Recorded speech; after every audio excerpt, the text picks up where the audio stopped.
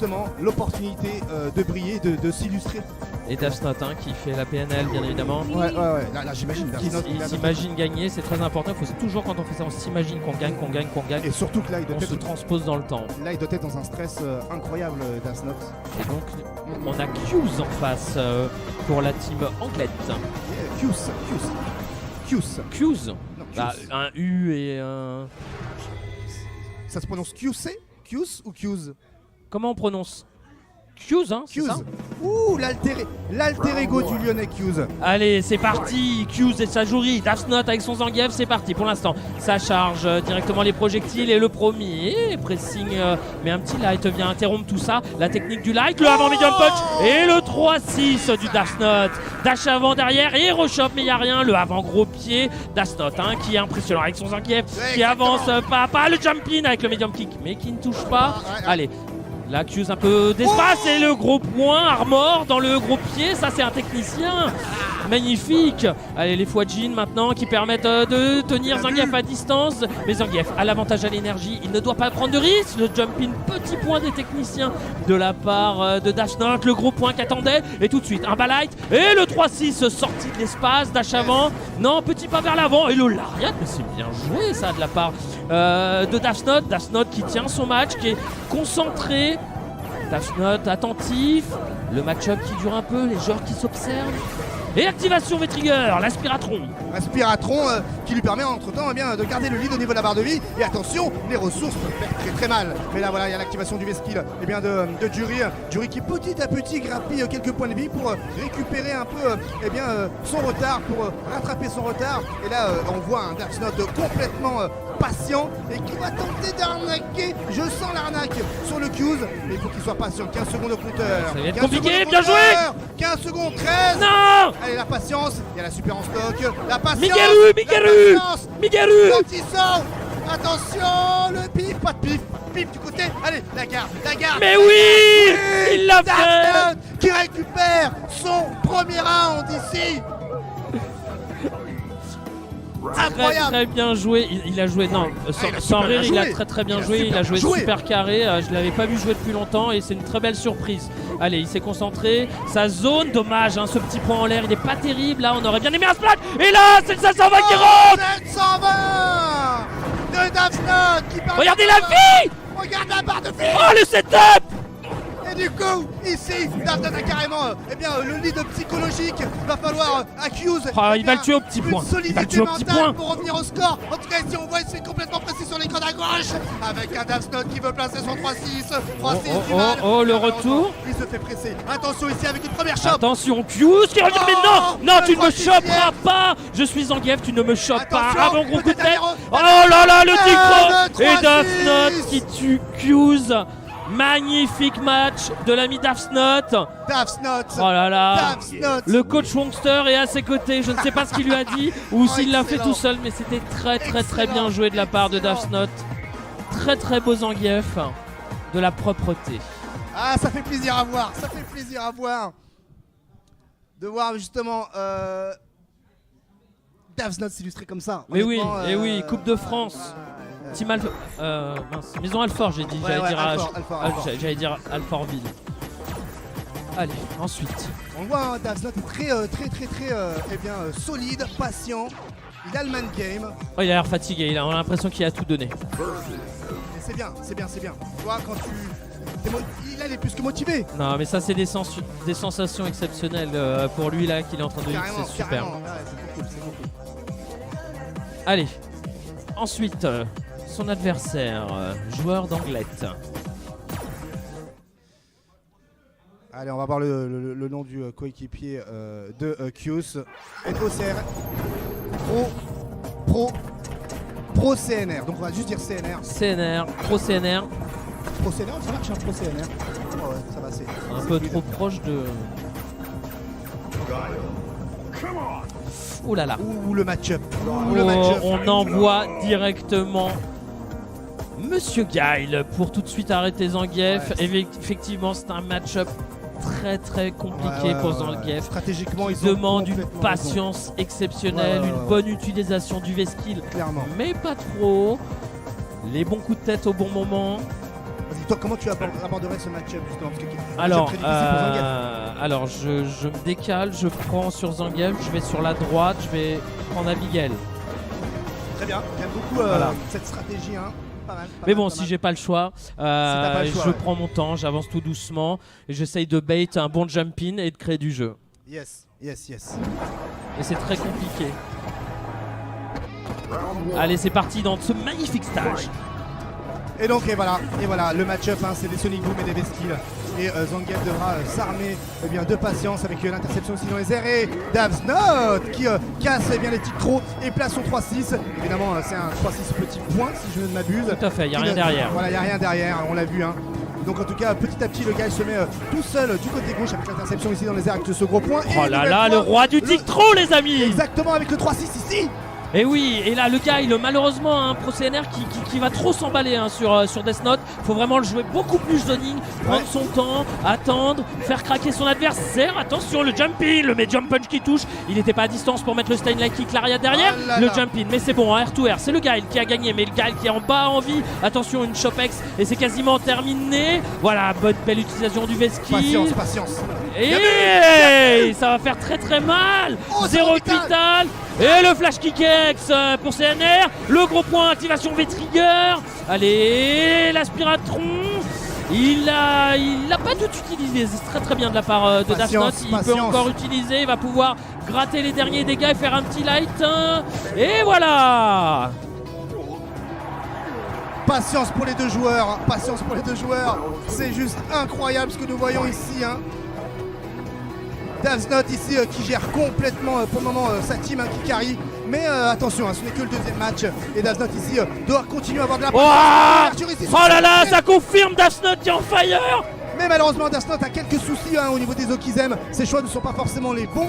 Et donc, assez facilement, il reçoit quelques reversals de Russe. Hein. Oui, mais regarde ses barres. Il y a l'Ultra qui est là. Elle va arriver, c'est obligé. Ça va passer par l'Ultra s'il arrive à connecter, bien évidemment. Alors, maintenant, le barrage de Sonic Boom commence à être en place. Mais les petits lights qui viennent casser. Bien joué, le coup de tête, l'activation, l'aspiration. Et ça touche. Et Chopex derrière. Non, le reset, coup de tête, tout Fury. Mais qui c'est? Mais c'est Itabashi Zangief, c'est pas possible.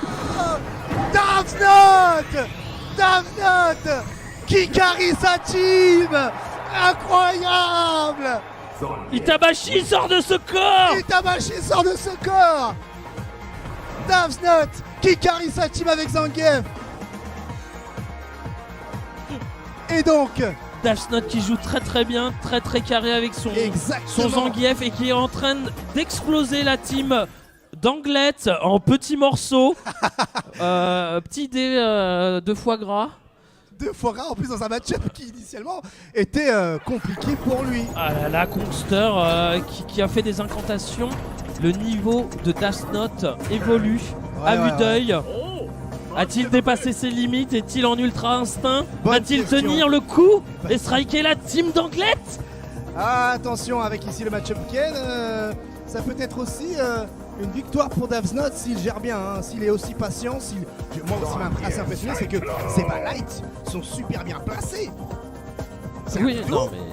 Ce qui lui permet d'ailleurs d'avoir directement du 50-50, shop, pas shop, 3-6, pas 3-6, je tape pas.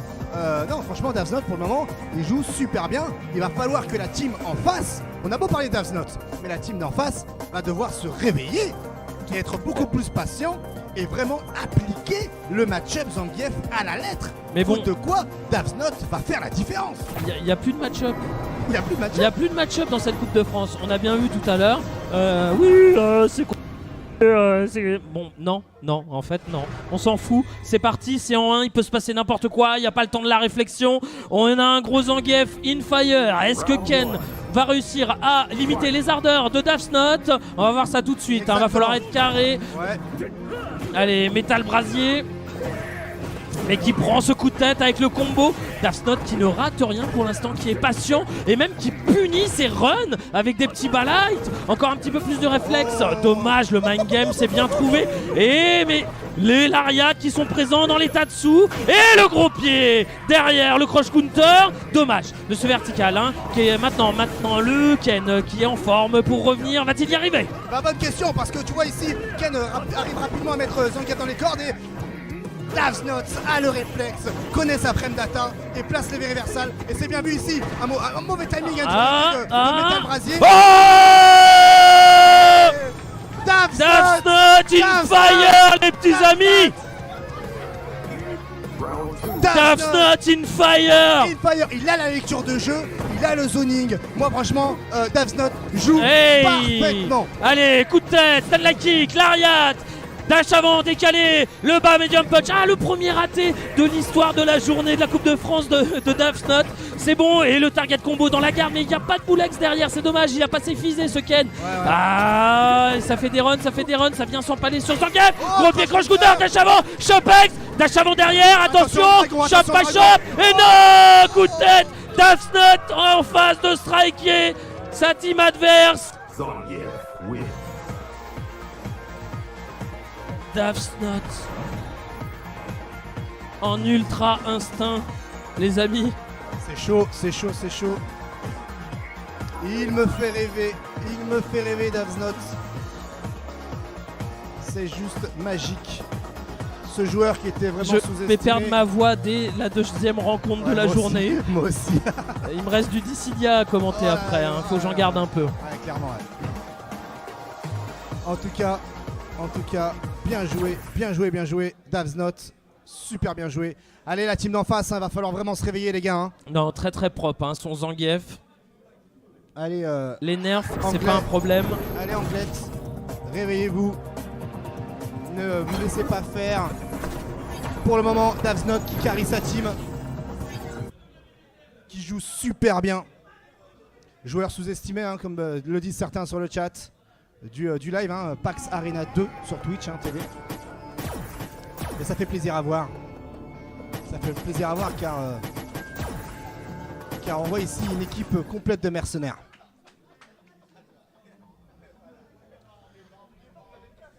Alors, match suivant, donc c'est Michael, je pense. Michael contre Dafsnot. Dafsnot, l'immortel. Un des derniers Zangief vivants. Va-t-il réussir à striker la team d'Anglette? En tout cas, il est bien. Allez, ici on a un Ryu. Ah, du classical. Zangief Ryu. Match-up très agréable à jouer. Et je pense qu'il est difficile pour Ryu. Difficile pour Ryu? Ah oui. Ah, tu m'en diras tant. Alors, allez, je te laisse commencer. Yes, on commence avec le premier round, bien évidemment, entre Michael et Dafsnot. Attention, 3-0 pour le moment pour la team Alfortville, avec un Dafsnot qui carry sa team pour le moment. C'est juste incroyable. Et là, on voit ici Michael qui n'est clairement pas serein et qui s'est retrouvé rapidement dans les cordes. Et ici, c'est une chope. Et c'est le premier. Dafsnot qui, avec son doigt, dit non, ça ne marche pas avec moi. Pendant le 3-6, et même s'il est en position défensive, ça va être compliqué ici pour Michael de trouver une ouverture. Et le Kakato en guise d'anti-saut avec la chope. Le gros pan crush counter via le combo derrière avec le petit setup. Et Dafsnot qui joli sort le petit saut pour sortir du coin. Le mind game, dommage, il a raté le 3-6 à l'enlève. Voilà, la deuxième fois, il le rate pas, jamais deux fois. Le coup de tête, mais voilà, un petit peu de dragon piffé, invincible pour calmer les adeurs de Dafsnot. Oh attention, ce gros point s'il passe. Et pareil, le Ryu n'a plus le droit de faire de bombe parce que Dafsnot avait levé trigger 1, mais c'en est terminé. Est-ce que les espoirs de Dafsnot sont finis? Je vois d'ici un Kongster coaché Dafsnot en temps réel. Hein. Donc on va voir si le coach de Kong il casse la distance avec ses dash avant shop. Faut qu'il fasse attention Dafsnot sur les dash avant shop. Ouais, exactement, parce que là il est trop attentif sur les boules de feu. Ouais, on voit bien Michael avoir peut-être voilà peut-être le point faible de Dafsnot qui ici après un réversal place un 3-6. Exactement, mais maintenant qu'il est plus sur les boules de feu, il est plus sur les dash avant. C'est vraiment le jeu, dash avant ou boule de feu contre Ryu. Allez, attentif, le saut longue distance, Boulex dans la garde, et voilà, l'Ariat, petit pas vers l'avant, on décale le saut, mais tout de suite un petit dragon, et la chope de l'ours qui rentre avec la capacité arbor, le HK qui touche, il a mis un 3-6, attention, c'est très dangereux, il peut se passer n'importe quoi, ah, ça se calme un petit peu, ça s'observe, boule ou dash avant, dash avant après la boule. Bien sûr, exactement, et en même temps ici, Ryu qui garde ses distances et qui va empêcher Zangief de poser son jeu, et lui casser ses footsies avec la chope comme tu dis, et ça sent pas bon, ça ne sent pas bon, ça... Oh, chaud arrière. Attention Dragon EX. Ah, ça cherche le crush counter. Il va sur toucher et il va tuer s'il met la chope EX. Le Dafsnot n'est pas mort.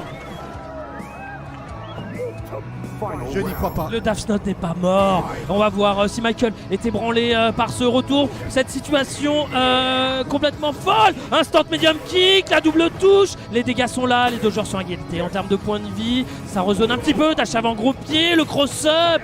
Mais il rate le combo derrière, hein, Michael. Ouais, il rate le combo et Michael qui s'y trouve l'ouverture. Et sur la chope dans le vent permet de choper. Et là, il a cherché le crush counter comme tout à l'heure sur la relevée. C'est trop levé. C'est trop levé. Moyen point. Et oui, pourquoi pas Dafsnot ici qui nous fait rêver et qui a bientôt toutes ses ressources remplies, un V-Trigger X également, contre-projection ici sur le dash avant, Ryu qui se retrouve petit à petit dans les cordes à droite, que va-t-il se passer Drus? Ah, je ne sais pas, il va se passer un activation sur un gros point dans quelques instants, et le gros point ne touche pas.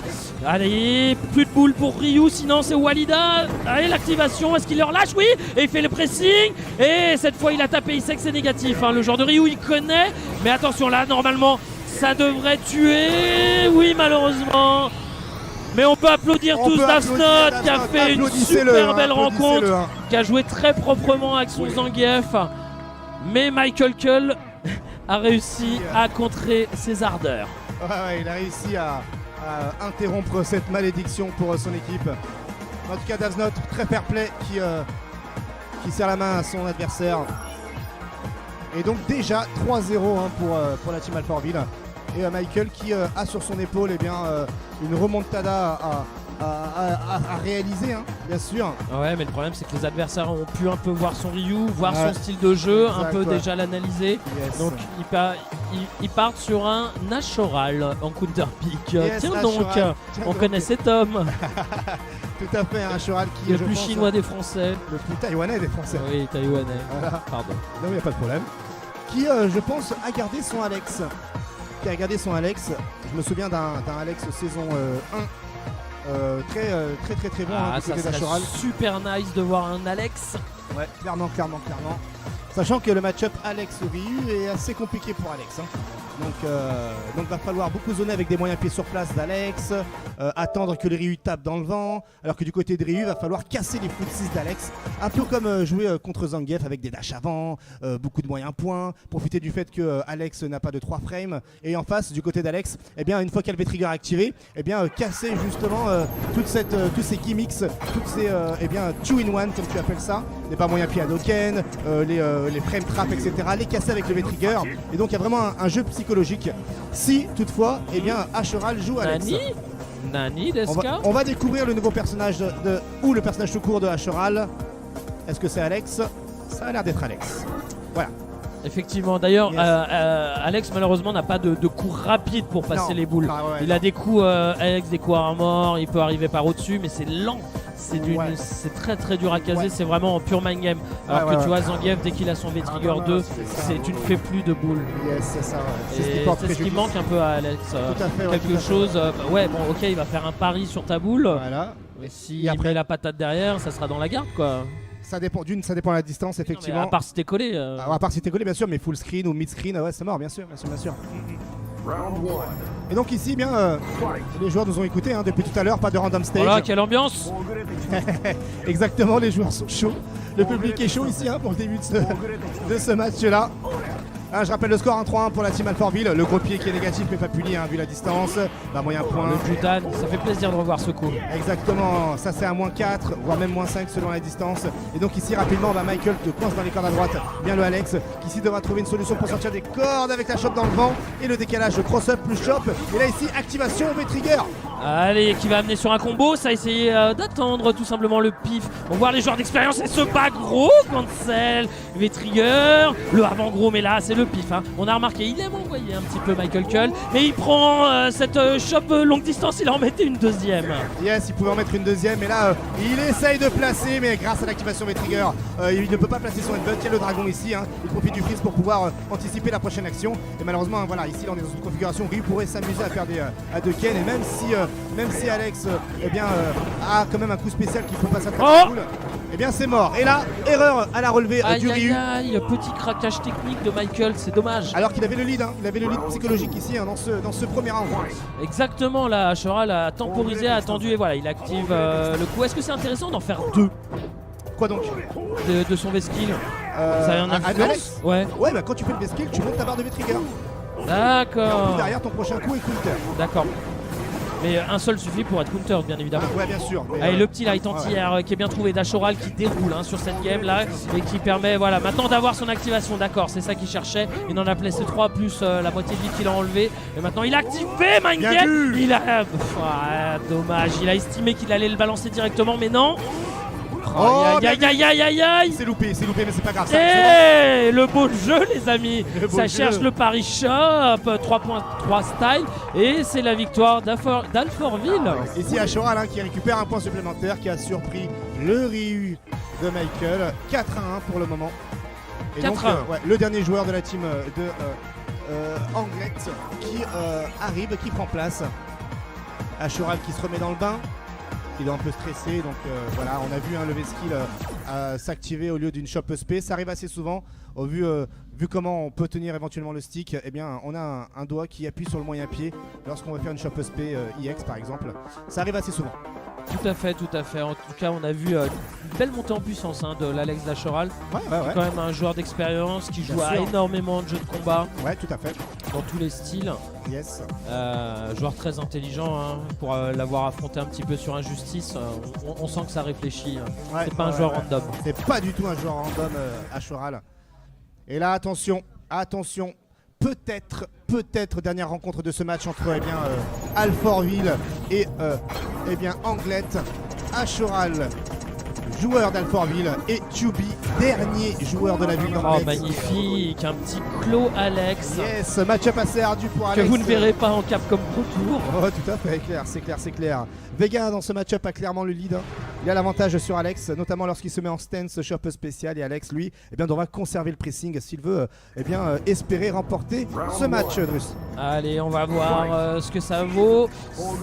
Il va falloir bien évidemment avoir une grosse patience et on part sur la stratégie pour monter le V-skill toujours de la côté d'Ashoral et de couper les distances avec le HK. Allez, le zoning, ça se regarde, les distances et voilà, le HK coach scooter, mais derrière la relevée, elle est pour le clos. Elle est pour le clos et ici on va clos continuer à maintenir en respect le Alex. Et ici l'ouverture est trouvée avec la mise au sol. Bien joué le décalage du saut pour la shop dans le vent, mais c'est pas la grande punition. Sauf qu'ici il y a la shop spéciale et attention le dragon EX. Ah non, on va faire le V-skill. Et V-trigger derrière. Oh là là, c'est bien joué ce mind game de l'espace et c'est le coin relevé. 3 frames et la patate qui finit full rage. C'est bien joué ça de la part d'Ashoral, il est patient, il connaît bien ses distances. Yes, exactement, il les connaît bien, il sait qu'il y a éventuellement le dragon EX et il se sert de ça pour justement punir avec le V-trigger, c'est bien vu, mais là attention. La Nassim Claw en direct live, magnifique. Mais la Nassim Claw qui aurait pu être cancel par le V-trigger de Vega. Bien évidemment, elle était legit, il n'y a pas d'embrouille. Clairement. Tant que ça touche, c'est legit de toute manière. Allez, Ashoral peut-être piqué dans son orgueil, qui tenait le match et qui se fait avoir comme ça sur la fin de match. Qui va devoir revenir et un peu plus verrouiller le match. Il repart sur sa strat activation V-trigger. Allez, les deux joueurs qui s'observent. Et Alex qui doit trouver une solution pour arriver rapidement corps à corps et faire un maximum de dégâts. Faute de quoi, Vega sera du tout tranquille avec ses coups qui ont beaucoup plus de range. Et ici, il casse la distance avec un dash avant et la chope. Allez, avec l'ouverture. Et ça essaie de choper. Et Alex qui active son V-trigger et le va gros point avec. Ça a touché Lariat du coup du plus scoop. le dragon EX. Il aurait pu faire petit dragon histoire d'avoir Lokizen derrière. Exactement. Et là, ça tente les paris sur le Flying X. Et la relevée, le avant gros, medium punch avec le cancel et le kill, égalisation un partout. Et il offre une balle de match pour la team d'Alfortville. Yes, balle de match, peut-être une dernière round de ce de ce Alfortville contre Anglet, de cette rencontre au sommet, avec ici eh bien, les roulés-boulés de CM2 de Vega qui avait touché le V-Skill. Attention, c'est dangereux à Choral, hein. Fais attention, appuie bien sur les bons boutons et attention, ça cherche à faire eh bien, du V-Trigger, c'est pour ça qu'on a vu quelques V-Skills et on voit ici Alex aller eh bien, au CAC. Et non, il fait pas de Dragon EX, il va garder ses ressources. Mettre la furie, je pense, directement. C'est compliqué, hein, c'est compliqué. L'activation, les paris, et cette fois, ça repasse pas. Dommage. Il a essayé de nous faire une 3.3 style. Exact, ouais, exact. Hein, il essaye. Et là, Vega qui petit à petit eh bien, commence à prendre un peu la distance au niveau de la barre de vie. Ouverture trouvée bien le cross-up. Et le pari. Et voilà, c'est passé au bout de 3 avec la punition max derrière Toubi qui est dans le mal, qui est par terre. Qu'est-ce qu'il va faire? Gros pied ou pas? Il n'y a pas d'hockey ici. Il n'y a pas de réel hockey, effectivement. Et là, Vega aurait pu se relever avec un Barcelona EX. Il a été gentil, il a préféré utiliser le Veriversal. Choral a enlevé toutes ses ressources pour envoyer le maximum de dommages. Allez, la patience à Choral si tu veux remporter. Alfortville est derrière toi. Ça se rattrape ici au niveau de la barre de vie pour Toubi qui ici est bien puni.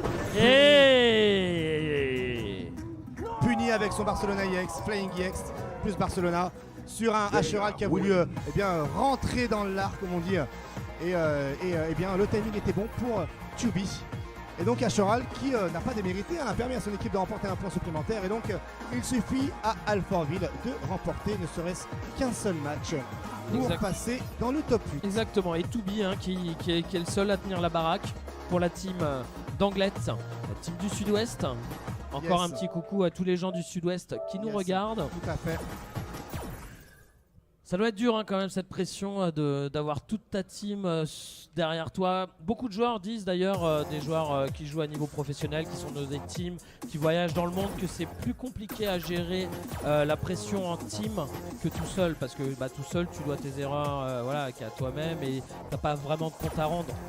Même si tu teams avec des potes, t'as pas de compte à rendre, mais t'as envie de bien faire, t'as envie de jouer pour tes potes.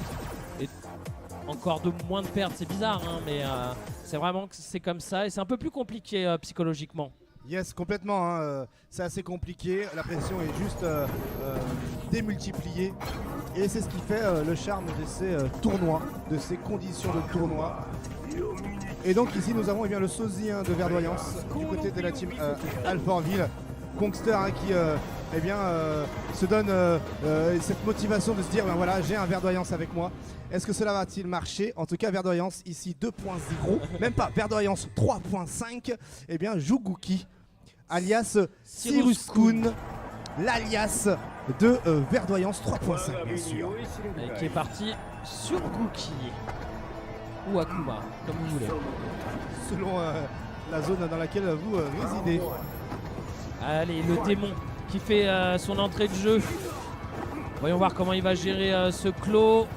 Pour l'instant, sa zone avec Instant Fireball, Medium Punch longue distance. Ça essaye de prendre le mur, les Flying Barcelone qui sont là pour Toubi. Toubi qui gère son espace, qui se laisse pas trop approcher. Et le bel anti-air tout de suite avec le cancel derrière. Dommage, le Tatsu qui n'a pas été confirmé, qui a été balancé dans le vent mais qui n'a pas été puni.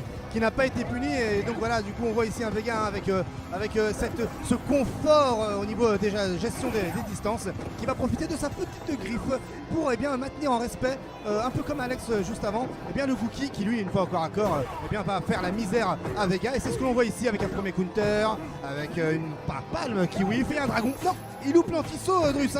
Oui, on avait un early light kick qui a coupé un peu le start-up de sa manip. Il a commencé à se baisser, il se l'est fait prendre, mais là il est très très bien là dans le match. Le joueur d'Anglet. Ouais, d'Anglet, il est très très bon, même s'il n'a pas forcément le lead au niveau de la barre de vie. Toubi qui là malheureusement se fait ouvrir la garde et qui a essayé de placer un Nassim kick et qui malheureusement ici sur la punition je sentais son pouvoir arriver en fait, j'avais vu l'avenir. Il n'y a pas de problème, il n'y a pas de problème. Drus en tout cas, attention, balle de match pour Alfortville et Verdoyance 3.5. Allez, T'as pas le droit. Allez, Verdoyante 3.5 avec son Gookie qui commence très très mal. Le deuxième round, le Toubi, le joueur d'Anglet avec son clos est beaucoup mieux dans la game. Il arrive à museler complètement le joueur de Gookie. Il trouve maintenant le deuxième hit avec Flying qui fait whiffer le arrière gros point. Heureusement, activation V-Trigger dans la boule. Yes. Ça n'a pas changé. Pas gros point. Instant terre boule et l'arrière gros. Il connaît bien les distances pour faire whiffer l'arrière gros. Ouais. Il va falloir passer en mode pari, je crois, pour le Bookie. Il n'y a pas le choix, même si le pari enlève de la vie. Là, s'il veut faire une remontada sur ce round-là, il n'a pas d'autre choix que prendre des risques et trouver l'ouverture qui va bien et conserver le pressing. Et voilà, encore une nouvelle fois, les coups. Kuma chez nous en Occident. Et attention, balle de troisième point pour Anglette et balle de match pour Alfortville avec ici un Barcelona qui touche et un pressing de la griffe dans les cordes à droite avec la chope. Exactement, Toubi qui a réussi à sauver une balle de match et qui continue sur sa lancée 1 étant donné que Bookie n'a pas beaucoup de vie, mais dans le coin, voilà, le arrière gros point passe complètement, mais il est quand même bien dans cette game. Il va être patient, il va un peu zoner à base de medium punch, ça joue un peu footsie à l'ancienne là, ça fait pas trop les dingues. Voilà le gros point, max range, attention, le gros point trop proche, et voilà le petit 3 hit combo bien trouvé, et là par contre c'est un beaucoup plus gros combo qui arrive et ça balance. On veut prendre les dégâts ici. On veut les dégâts mon cher, on veut les dégâts, on veut rattraper le retard scolaire et du coup ici être et ne pas forcément passer à la feuille. Avec on va le placer, attention la super qui va tuer. Et c'est le décès. Et donc Verdoyance 3.5 qui tire sa révérence. Le petit Verdi a failli y arriver. Il faut remporter ce match si l'on souhaite passer ou se donner un maximum de chance pour passer. C'est dommage, les poules. Cyrus Kuhn, il a quand même montré des belles choses. Il a montré du beau potentiel, des bons réflexes sur le arrière gros, sur tout à fait. un tout petit peu de ratage. Et quand tu joues Bookie, mine de rien, tout le monde a dit que c'est quand même bien top tier actuellement. Il n'a pas beaucoup de vie et il faut vraiment le jouer sans erreur et très propre. C'est ça, il faut le jouer sans erreur et une fois qu'on a le pressing, eh bien évidemment conserver ce pressing. Gookie alias Akuma peut garder le pressing lorsque c'est bien joué et c'est ce qui fait toute sa force ce Gookie là, car les pressings sont à base de frame trap infini. Exactement, c'est son gros avantage heureusement. Et maintenant c'est Ness qui vient jouer pour la team Alfortville. Yes, Ness que l'on connaît très bien dans les nombreuses saisons de la FGC. Il est là à tous les événements, il était là au début d'Arcade Street. Exactement, il est là depuis. Il n'y a que la taille de son afro qui change selon les saisons. Exactement, donc vous pouvez reconnaître. Là c'est plutôt modeste aujourd'hui, c'est calmé. Vous pouvez reconnaître assez facilement les saisons de la FGC selon la taille un Urien de l'afro. Yes, un Urien. Et du coup ça va faire plaisir sur le chat de la PAX Arena. Round 1. On va peut-être voir les nouvelles choses. On a vu pas mal de vidéos de Nemo qui montraient des choses assez sympathiques dans la version 3.5 avec son Nemo, avec son Urien, pardon. En tout cas, Toubi qui est chaud dans la partie et qui punit bien ce whiff du headbutt. Avec la chope arrière ici qui va emmener Vega dans les cordes à droite avec le tic trop qui va bien, attention à la relever. Ça cherchait le coup de faire ici. Les réversales évidemment qui est assez particulier de Vega qui lui permet de sortir du coin. La double touche. Ouais, double touche. Et donc Vega ici contre projection a tenté une percée dans la défense de son adversaire. Et là les Vega et le Urien sont au coude à coude au niveau activation, de la allez, le combo. Ouais, combo Aegis Reflector et attention. Les embrouilles, la chope, le tic trop. Il a perdu le deuxième Aegis. Là, ça va être compliqué. Mais voilà, le Claude, très intelligemment, qui sort tout de suite du coin avec le wall jump. Et la relevée nature et découverte du coup de tête. Tout simplement. Et les coups de tête lorsque tu veux décaler, il n'y a pas mieux. C'est la recette de grand-mère. Et ça marche super bien avec Urien. Et là, ici. Le Claude qui peut faire trop de flying gratuitement. Ouais, trop gratuitement. Alors que Ness a des solutions avec Urien, il faut juste qu'il se concentre là-dessus. Et on voit ici un Urien qui n'a pas forcément le lead au niveau de la barre de vie, mais qui va tenter de trouver une ouverture pour rattraper rapidement son retard, car Urien, évidemment, contre Vega, peut facilement rattraper son retard, Drux. Et surtout que là c'est très important, car là Ness est en balle de match. Si le Urien bat le Clos, c'est gagné pour la team d'Alfortville. Donc c'est pour ça que là il est vraiment très prudent, il fait attention, il est bientôt à moitié de vie. Pour l'instant c'est Toubi avec son Claw qui déroule complètement, qui gère le match. Et encore un flying, ça c'est les plus dangereux quand ils vous passent dans le dos et qu'ils reviennent après. Les angles sont vraiment difficiles à gérer. Et là c'est lui qui mène la danse, il risque d'égaliser à moins d'un comeback de ouf avec les Aegis. Aegis Reflector peut-être ici dans un Ils vont arriver. Et le voilà. avec l'overhead protégé. Et ça touche. Et attention, ça le plein de setup. Et ça fait une chope arrière. Attention, quasiment 0 vital pour rien. Alors que Vega, son Barcelona EX en stock. Ça va le piffer. Ça piffe plutôt le V-Trigger ici. Attention, la chope peut contre-choper ici. Le coup -2. d'épaule, mais activation, effectivement, il y a un énorme trou. Et ouais, un énorme trou. Et le light 3 frame fait le taf. Tubi qui, une nouvelle fois, comme dans la configuration du match d'avant, sauve une balle de match et même en phase d'égaliser pour débloquer le poste final de la team d'Aforville derrière Kongster. Allez, mais Tubi qui gère encore une fois très bien, très patient. Mais là, il se prend ce coup d'épaule avec le petit light derrière. La chope bien déchopée. Le Flying X avec la chope derrière. Ouais, la chope derrière. Alors qu'on voit ici un Urien qui confirme pas ses counters. Il faut prendre le réflexe de confirmer ses ballites en counter. Ça y est. Pour faire mal. La première solution sur un flying, on l'a vu, Drus. Et ici, le bas moyen pied en poc. Avec. Oh là là, il envoie tout. La punition derrière ce coup de tête X. Et avec le combo, les embrouilles, l'activation. Oh, c'était bien joué. Dommage, le rebond n'est pas parti assez haut. Allez, il est protégé, mais il arrive quand même à passer. Mon gars, il y a un bouclier, mais il en a rien à faire. Il connaît ses distances. Il a frôlé le bouclier. Il est arrivé dans le Dolness. Et le Kongster est débloqué. Est-il toujours sur sa Camille? Où est-il sur Ibuki? Ou a-t-il un code pour faire sortir Ginyu? En tout cas, c'est dommage pour Ness. Ness qui voulait absolument appuyer sur un bouton ou faire une action à sa relevée. Alors qu'avec la griffe, lorsqu'elle a la griffe, eh bien, tu te protèges et tu te concentres sur l'overhead. C'est dommage. En tout cas, le dernier boss de la team Alfortville contre le dernier boss de la team Anglette. Attention, le dernier épisode de cette saga Anglette Alfortville. Quelle va être l'issue de cette rencontre ultime? Kongster qui avait plutôt invoqué la carte d'Avznot, qui avait fait le taf. Choral derrière, elle l'avait fait aussi, mais malheureusement ces autres soldats n'ont pas pu faire le taf derrière, et donc c'est le général Kongster qui se met ici tout de suite en pure concentration. Quel va être le personnage définitif de Kongster? Kongster qui préfère laisser sur Urien pour accessoirement laisser le doute à son adversaire. Kongster qui se concentre.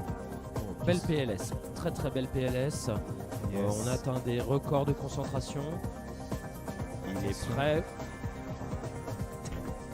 Et Kongster qui est... Ça y est, il a vu l'avenir, il s'est vu gagner, c'est bon, il peut jouer. Kongster qui a de l'ADN Saiyan bien sûr, donc les Saiyans peuvent voir l'avenir. Tout à fait.